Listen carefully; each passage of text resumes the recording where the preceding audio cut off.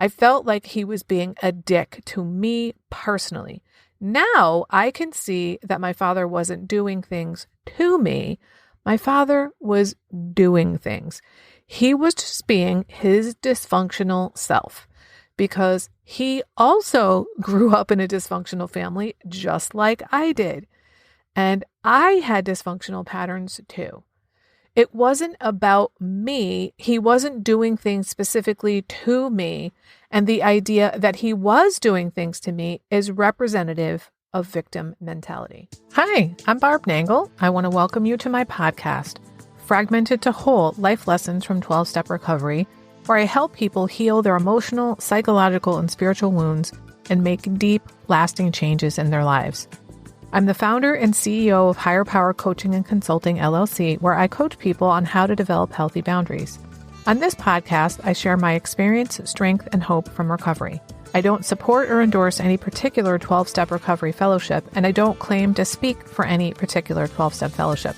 I also don't believe that 12-step recovery is the only way to recover. You might need additional help. My hope is that you'll find my words concretely helpful in improving your life, whether you're in recovery or not. This is episode 152, How to Stop Taking Things Personally and Come Out of Victim Mentality. Probably the most important paradigm shift of my entire recovery journey was coming out of victim mentality. Now, I had no idea that I even had a victim mentality, but I could spot a victim a mile away. And that was because I was going to rescue them. I was the consummate fixer, rescuer, enabler, saver, etc. But when I realized I had victim mentality, I was like, holy fucking shit. What else don't I know about myself? Because I was a very introspective person, had been in therapy for decades, read a gajillion self-help books, blah, blah, blah, blah, blah, blah. And coming out of victim mentality has changed things so profoundly for me. One thing I used to do all the time is that I would take everything very personally. If somebody said something remotely critical, I took it as a personal affront. The way I started to come out of victim mentality was by doing the 12 steps of recovery. And the thing that was the crack in the door of understanding for me that allowed me to be able to see my victim mentality was in reflecting on all of my past romantic relationships. I would always think to myself, well, if he would just fill in the blank, then everything would be fine in this relationship. And I finally realized that that was me acting like I had absolutely nothing to do with the state of the relationship. Like I was just receiving the results of the relationship. I wasn't having any impact on it. What's really ironic is that I can see now that back then, I thought I was responsible for all the good stuff in my relationships and that whoever I was dating was responsible for all the bad stuff. Now, I didn't realize that consciously back then, but I can see now that that was definitely the case. As I started to put together that in all my relationships, but especially romantic, including friendships and collegial, but really especially romantic, I acted like I had nothing to do with the state of the relationship. I was just receiving the effects. And I started to see like, holy shit, that's like me thinking I have no agency, that I'm a victim of the circumstances. And then that door of understanding that had been cracked open was kicked wide open through the process of recovery. And I could see all kinds of areas in my life where I had this thought pattern, this victim mentality, and that I'd been blind to it for over 50 years. And I could now see just how pervasive this victim mentality was. That is why I took everything personally. I acted like people were doing things to me rather than that they were just doing things. A huge benefit of coming out of victim mentality is that I don't do that anymore. I don't take things personally anymore. So the way I think about it is like this. When I look back at my life now, I can see that my father being a jerk felt really personal to me. I felt like he was being a dick to me personally. Now I can see that my father wasn't doing things to me. My father was doing things. He was just being his dysfunctional self because he also grew up in a dysfunctional family just like I did. And I had dysfunctional patterns too. It wasn't about me. He wasn't doing things specifically to me. And the idea that he was doing things to me is representative of victim mentality. When we come out of victim mentality, we start to realize that people are not doing things to us. They're just doing things. And a place that I can see that all the time now is in my current romantic relationship. As you probably know from listening to this podcast, I'm in the first healthy romantic relationship or whatever, healthy relationship, not just romantic, of my life. And what happens to me frequently is we'll be going along and have some kind of situation or interaction, and I will be acutely aware of how utterly differently that scenario would have played out in the past. And it's because of how I would have interpreted it. I would have assumed the person was doing something to me rather than just doing something. So here's an example. My sweetheart uses a dish towel in a manner that I would use a napkin or a paper towel. And he just grabs the towel that's hanging by the sink that I leave there so that I can wipe my hands off it, or if I need to wipe the counter, it's right there where I need it. And he'll leave it on the table, or maybe if he's eating in bed, he'll leave it there. And in the past, I would have made that mean that he was doing that to me, that he was doing it specifically to piss me off. And I would have felt perfectly justified in holding a grudge against him. And of course, I wouldn't have said anything to him in the past because back then I didn't directly communicate with people. I didn't learn how to do that until I got into recovery.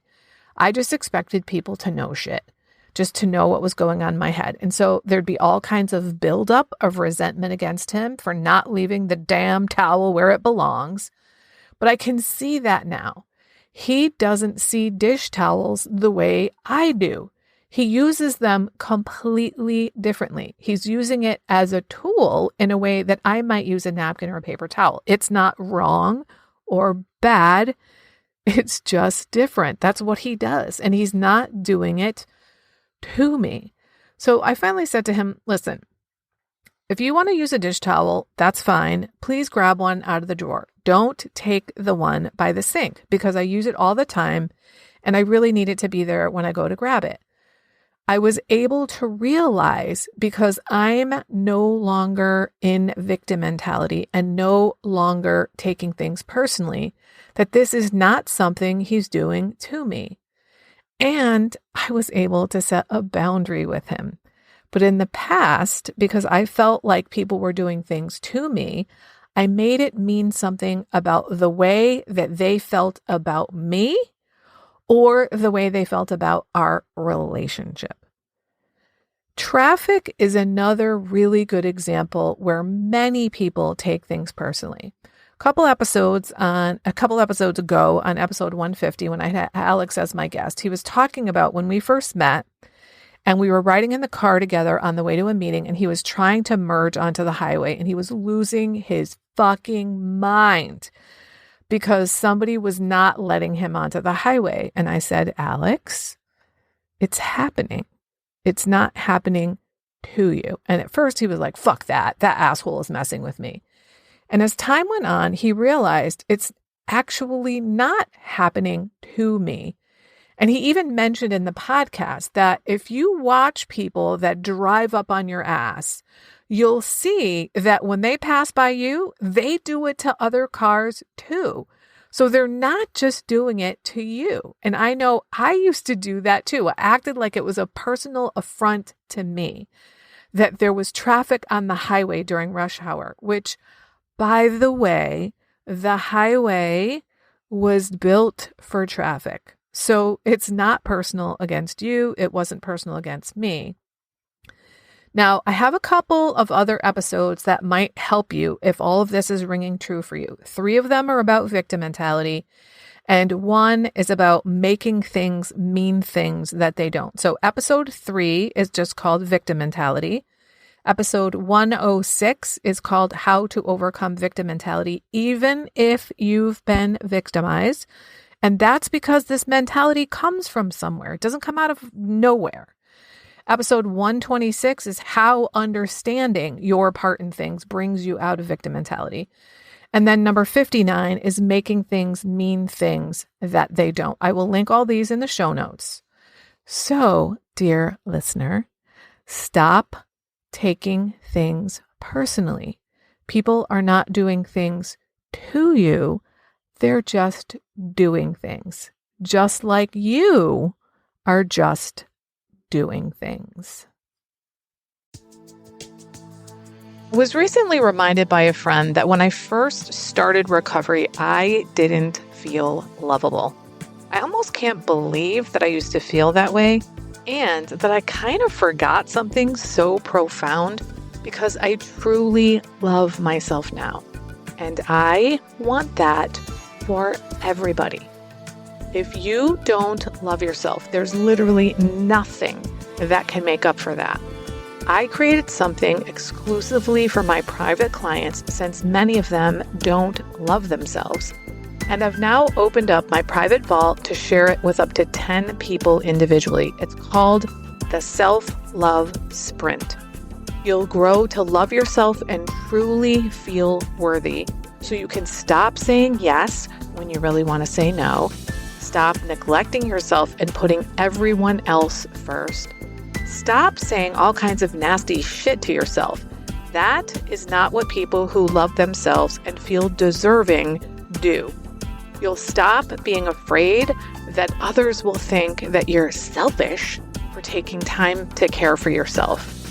This is also for you if you don't really know who you are because you've always been such a fucking chameleon. Go to higherpowercc.com/love sprint. Remember, I'm only offering 10 of these, so don't wait. If you like this podcast, and I'm guessing you did or you wouldn't still be listening, then you're gonna love the other things I have to offer. If you'd love pre-release podcast scripts and episodes before anyone else gets them, or if you'd love access to content from my private vault that I developed exclusively for my private clients, which is like having a work session with me without me actually being there, go to patreon.com/higherpowercoaching. There are 3 tiers ranging from as low as $4 up to $24 a month. You'll also love my weekly newsletter, Friday Fragments, which has content very similar to the podcast. You can check it out at fridayfragments.news. That's fridayfragments.news. Please like and subscribe to my podcast on your favorite podcast outlet. I'd also love it if you'd leave a review, which you can do either in the show notes or on Apple Podcasts.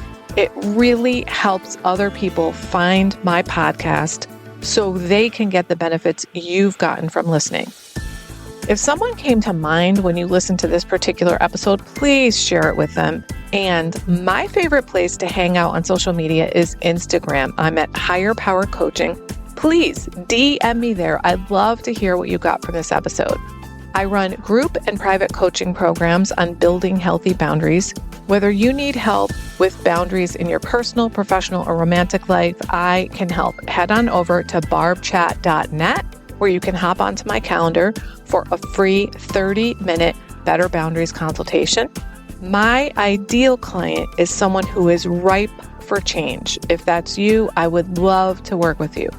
My goal with all my work is to help you make lasting changes in your life like I've made deep, lasting changes in my life.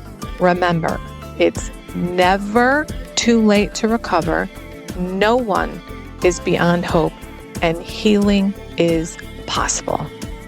Thanks for listening.